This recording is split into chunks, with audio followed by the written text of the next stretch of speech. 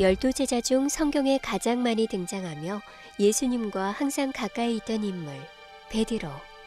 본명은 들음 듣다라는 뜻의 시몬입니다.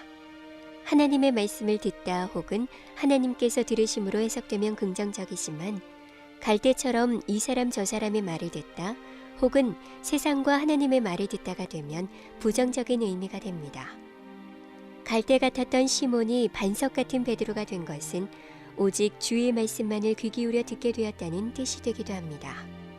시몬은 성공의 순간보다 오히려 실패와 실수의 순간을 통해 예수님을 만나게 되는데요.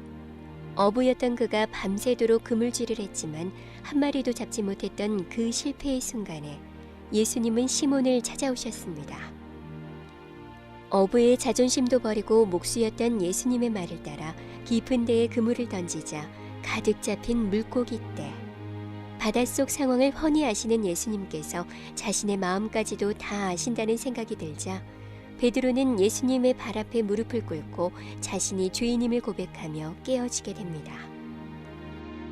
베드로가 자신의 모든 것을 내려놓고 주님을 따르자 예수님은 그에게 사람 낚는 어부라는 새로운 사명을 주셨습니다. 이후에도 베드로가 실패와 실수를 경험할 때마다 예수님은 찾아오셨습니다. 풍랑이 있는 바다 위에서 예수님을 향해 걷던 베드로가 바람을 보고 무서워 물에 빠지게 되자 주님께 소리쳤습니다. 주여, 나를 구원하소서. 자신을 믿지 못해 물에 빠졌던 베드로의 실수와 실패에도 예수님은 손을 내밀어 그를 붙들어 주셨습니다. 결정적인 실패는 달기 울기 전 예수님을 3번 부인했던 사건입니다.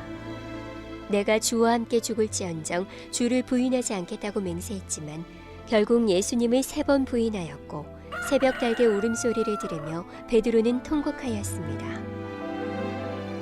예수님의 십자가 사건 이후 예수님을 부인했던 베드로에게 예수님이 찾아오셨을 때 베드로는 물고기 가득한 그물을 버려두고 겉옷을 두르고는 바다로 뛰어들었습니다. 숯불을 피우고 조반을 먹인 후 예수님은 3번의 질문을 하셨습니다. 요한의 아들 시몬아, 내가 나를 사랑하느냐? 그때 베드로는 고백합니다.